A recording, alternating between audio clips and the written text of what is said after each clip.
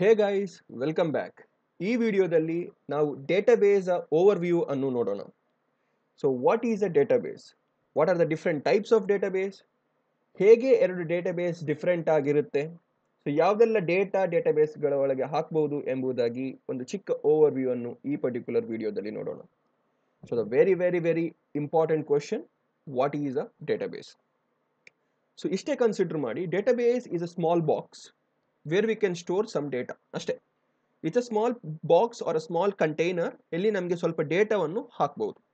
ಆ ಡೇಟಾವನ್ನು ಹೇಗೆ ಹಾಕಬಹುದು, ಯಾವ ರೀತಿಯಲ್ಲಿ ಹಾಕಬಹುದು ಎಂಬುದಾಗಿ ನಾವು ಮತ್ತೆ ನೋಡೋಣ.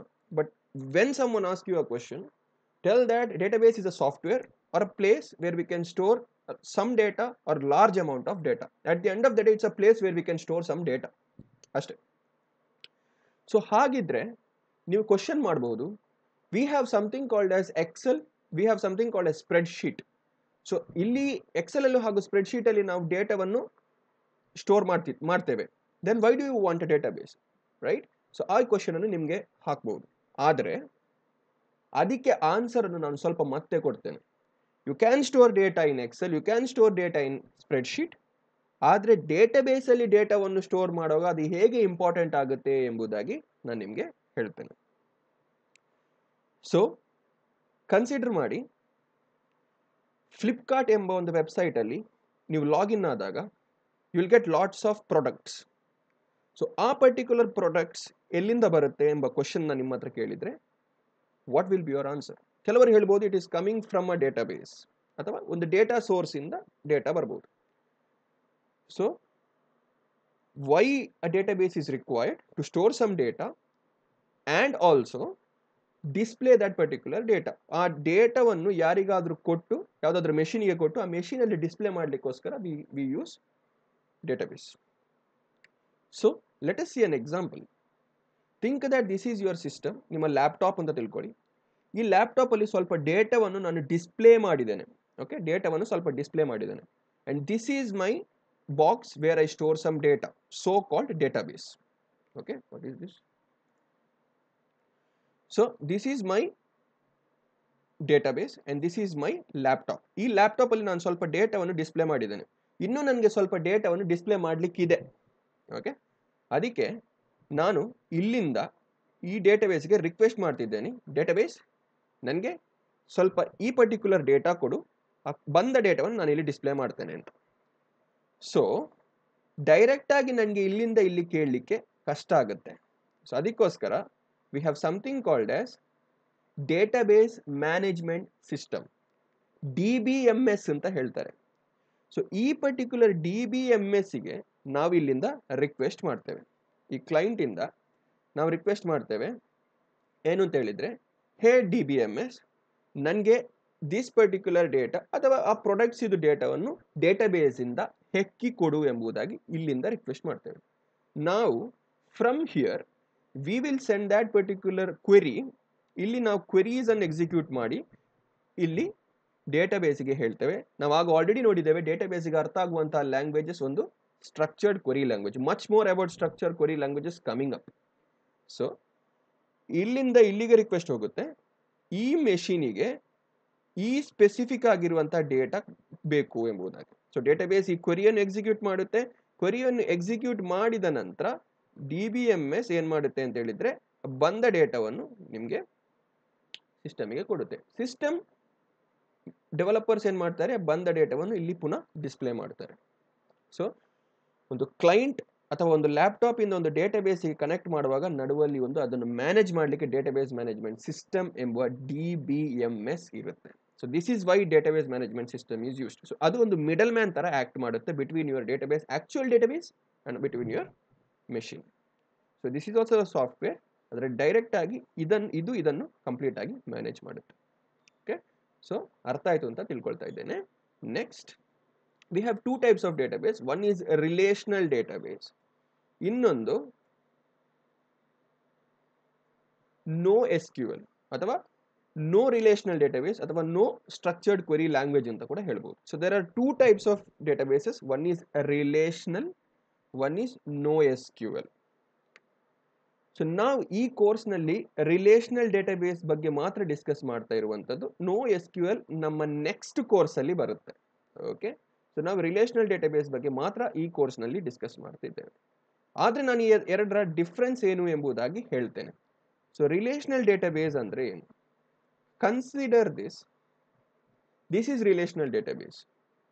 ನಾವೊಂದು ಇ ಕಾಮರ್ಸ್ ಅಪ್ಲಿಕೇಶನ್ ಮಾಡೋದು ಅಂತ ಇದ್ರೆ ಆ ಇ ಕಾಮರ್ಸ್ ಅಪ್ಲಿಕೇಶನ್ಸ್ ಅಲ್ಲಿ ಕಸ್ಟಮರ್ಸ್ ಬೇಕು. A person who byes stuffs is a customer. ಆ ಇ ಕಾಮರ್ಸ್ ಅಪ್ಲಿಕೇಶನ್ಸ್ ಅಲ್ಲಿ ಪ್ರಾಡಕ್ಟ್ಸ್ ಬೇಕು. ಆ ಪ್ರಾಡಕ್ಟ್ಸ್ ಇಲ್ಲದಿದ್ರೆ ಏನು ಪರ್ಚೇಸ್ ಮಾಡ್ಲಿಕ್ಕೆ ಆಗಲ್ಲ, ಇ ಕಾಮರ್ಸೇ ಇರುವುದಿಲ್ಲ. ಆದರೆ ಆ ಪ್ರಾಡಕ್ಟ್ ಅನ್ನು ಯಾವುದಾದ್ರೂ ಕಸ್ಟಮರ್ ಪರ್ಚೇಸ್ ಮಾಡಿದ್ರೆ ಅವನ ಆರ್ಡರ್ಸ್ ಅನ್ನು ನಾವು ಟ್ರ್ಯಾಕ್ ಮಾಡಬೇಕಾಗುತ್ತೆ. Okay, getting my point?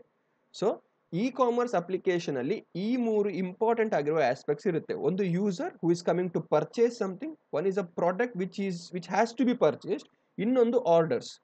So ಈ ಮೂರು ಟೇಬಲ್ ಇಂಟರ್ ರಿಲೇಟೆಡ್ ಆಗಿರುತ್ತೆ. ಕಸ್ಟಮರ್ ಪ್ರಾಡಕ್ಟ್ ಅನ್ನು ಪರ್ಚೇಸ್ ಮಾಡ್ತಾನೆ, ಪ್ರಾಡಕ್ಟ್ ಅನ್ನು ಕಸ್ಟಮರ್ ಪರ್ಚೇಸ್ ಮಾಡ್ತಾನೆ.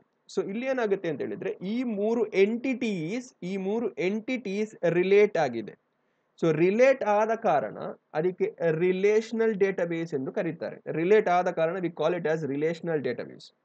So customers, order and products are related. So customer is related to the order based on the product. Product is related to the order based on the customer. Okay. So ಈ different entities relate ಆದ ಕಾರಣ we call it as relational database. So ನಾವು ಇಲ್ಲಿ ಕಲಿತಾ ಇರುವುದು relational database management system. So ಇಂತಹ relationship ಅನ್ನು build ಮಾಡಲಿಕ್ಕೆ ಅಥವಾ ಕ್ವೆರೀಸ್ ಅನ್ನು ಯುಟಿಲೈಸ್ ಮಾಡಲಿಕ್ಕೆ we have something called as structured query language.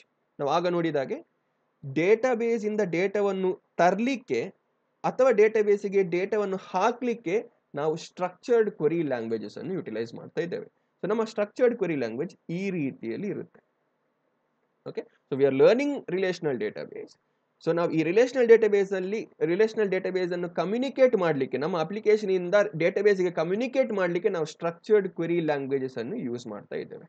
Great. Next ಏನಂತ ಹೇಳಿದ್ರೆ different examples of relational database management system ಏನಲ್ಲ ಅಂತ ನೋಡಿದ್ರೆ, ಫಸ್ಟ್ ಒನ್ ಈಸ್ MySQL. ಇನ್ನೊಂದು ಎಕ್ಸಾಂಪಲ್ ಯಾವುದು ಅಂತ ಹೇಳಿದ್ರೆ MS SQL ಸರ್ವರ್. ಇನ್ನೊಂದು ಯಾವುದು ಅಂತ ಹೇಳಿದ್ರೆ ಒರಾಕಲ್ ಸ್ವಲ್ಪ ಓಲ್ಡ್ ಆಗಿದೆ. So these three are the good examples for relational database management system. ಅದಲ್ಲದೆ ನಿಮಗೆ PostgreSQL ಅಂತ ಬಂದಿದೆ. There are lots and lots of databases. Okay, so relational database management system ಅಲ್ಲಿ these three are very high level databases. So ಅದರಲ್ಲಿ ನಾವು ಈ course ಅಲ್ಲಿ MySQL ಅನ್ನು ಯುಟಿಲೈಸ್ ಮಾಡ್ತೇವೆ. Okay, so we are learning MySQL database. So SQL ಅನ್ನು MySQL use ಮಾಡಿ ನಾವು ಈ ಕೋರ್ಸ್ ನಲ್ಲಿ ಕಲಿತಾ ಇದ್ದೇವೆ. ಓಕೆ, ಸೊ ಹಾಗಾದ್ರೆ NoSQL ಅಂದ್ರೆ ಏನು? ಸೊ ನಾವು ರಿಲೇಷನಲ್ ಡೇಟಾಬೇಸ್ ಅಂದ್ರೆ ಏನು ಅಂತ ನಮಗೆ ಎಂಟೈರ್ಲಿ ಗೊತ್ತಾಯ್ತು. ಸೊ ರಿಲೇಷನಲ್ ಡೇಟಾಬೇಸ್ ಅಲ್ಲಿ ಡಿಫ್ರೆಂಟ್ ಎಂಟಿಟೀಸ್ ಇರುತ್ತೆ. ಮೂರು ಅಂತಲ್ಲ, ಡಿಫ್ರೆಂಟ್ ಎಂಟಿಟೀಸ್ ಇರುತ್ತೆ. ಆ ಎಂಟಿಟೀಸ್ ಗಳ ಮಧ್ಯೆ ರಿಲೇಶನ್ಶಿಪ್ ಬಿಲ್ಡ್ ಆಗುತ್ತೆ. ಹಾಗಾದ್ರೆ NoSQL ಅಲ್ಲಿ ರಿಲೇಶನ್ಶಿಪ್ ಇಲ್ವಾ? One important aspect to understand, NoSQL system do not understand SQL. So ಇಷ್ಟೇ ನೆನಪಿಟ್ಕೊಳ್ಳಿ, NoSQL ಸಿಸ್ಟಮ್ಗೆ ನಾವಾಗ ಹೇಳಿದ ಕ್ವೆರೀಸ್ ವರ್ಕೌಟ್ ಆಗುವುದಿಲ್ಲ. ಅವರಿಗೆ ಸ್ಟ್ರಕ್ಚರ್ಡ್ ಕ್ವೆರಿ ಲ್ಯಾಂಗ್ವೇಜಸ್ NoSQL ಗೆ ಅರ್ಥ ಆಗುವುದಿಲ್ಲ. So that is entirely different compared to relational database. So ಇದ್ರ ಬಗ್ಗೆ ನಾನು ಈಗ ಹೇಳಲಿಕ್ಕೆ ಇಚ್ಛಿಸ್ತಾ ಇಲ್ಲ. Will have a separate course on that regarding NoSQL databases. Okay, so ಕೆಲವರು ಇದನ್ನು SQL ಅಂತ ಹೇಳ್ತಾರೆ, ಕೆಲವರು ಇದನ್ನು SQL ಅಂತ ಹೇಳ್ತಾರೆ. So it's all up to you, ನೀವು ಇದನ್ನು ಹೇಗೆ ಬೇಕು ಹಾಗೆ ಪ್ರೊನೌನ್ಸ್ ಮಾಡಬಹುದು. So initially it was like SQL. Okay, SQL ಅಂತ ಇರುವಾಗ ಸ್ಟ್ರಕ್ಚರ್ಡ್ ಇಂಗ್ಲಿಷ್ ಕ್ವೆರಿ ಲ್ಯಾಂಗ್ವೇಜ್ ಅಂತ ಹೇಳ್ತಾರೆ. ಕೆಲವರು ಇದನ್ನು SQL ಅಂತ ಹೇಳ್ತಾರೆ, ಕೆಲವರು ಇದಕ್ಕೆ SQL ಅಂತ ಕರೀತಾರೆ. ಸೊ ಮೊದಲಿಗೆ ಇದು ಬಂದ ಹೆಸರು ಏನು ಅಂತ ಹೇಳಿದ್ರೆ ಸ್ಟ್ರಕ್ಚರ್ಡ್ ಇಂಗ್ಲಿಷ್ ಕ್ವೆರಿ ಲ್ಯಾಂಗ್ವೇಜ್ ಅಂತ SQL ಅಂತ ಬಂದಿದೆ. ಆದ್ರೆ ಈಗ ಅದನ್ನು ಶಾರ್ಟ್ ಆಗಿ ನಾವು SQL ಎಂಬುದಾಗಿ, ಸ್ಟ್ರಕ್ಚರ್ಡ್ ಕ್ವೆರಿ ಲ್ಯಾಂಗ್ವೇಜಸ್ ಎಂಬುದಾಗಿ ಮಾಡ್ತೇವೆ. ಓಕೆ, ಸೊ ಪುನಃ ಕ್ವಶನ್ಸ್ ಬರುತ್ತೆ SQL or SQL. So will consider SQL ಅಂತ. I personally like SQL. Okay, so ನಾವು ಈ ಪರ್ಟಿಕ್ಯುಲರ್ ಕೋರ್ಸ್ ಅಲ್ಲಿ SQL ವಿತ್ MySQL ಅಲ್ಲಿ ಯೂಸ್ ಮಾಡ್ತೇವೆ. ಸೊ ನಾವು SQL ಎಂಬ ಲ್ಯಾಂಗ್ವೇಜ್ ಅನ್ನು MySQL ಎಂಬ ಡೇಟಾಬೇಸ್ ಸರ್ವರ್ ಅಲ್ಲಿ ಯೂಸ್ ಮಾಡ್ತಾ ಇದ್ದೇವೆ. So we are using SQL, but we are using it with MySQL database. So further more ನಾವು ನಮ್ಮ ಎಲ್ಲ ಕ್ವೆರೀಸನ್ನು ನಾವು ನಮ್ಮ ಎಲ್ಲ ಆಸ್ಪೆಕ್ಟ್ಸನ್ನು ನಾವು MySQL ಡೇಟಾಬೇಸಲ್ಲಿ ಮಾಡ್ತಿದ್ದೇವೆ by using SQL query. So that's the flow. So guys, ನಾವು ನೆಕ್ಸ್ಟ್ ವಿಡಿಯೋದಿಂದ MySQL ಅನ್ನು ಹೇಗೆ ಇನ್ಸ್ಟಾಲ್ ಹಾಗೂ ಡೌನ್ಲೋಡ್ ಮಾಡಬಹುದು ಹಾಗೂ ಹೇಗೆ ನಮ್ಮ ಸಿಸ್ಟಮಲ್ಲಿ ರನ್ ಮಾಡಬಹುದು, ಅದಾದ ನಂತರ ಹೇಗೆ ನಮ್ಮ ಹೊಸದಾಗಿರುವಂಥ ಒಂದು ಡೇಟಾಬೇಸ್ನಲ್ಲಿ ಕ್ರಿಯೇಟ್ ಮಾಡಬಹುದು ಎಂಬುದಾಗಿ ನಾವು ನೆಕ್ಸ್ಟ್ ವಿಡಿಯೋದಲ್ಲಿ ನೋಡೋಣ. ಸೊ ಅಲ್ಲಿವರೆಗೂ ಟೇಕ್ ಕೇರ್.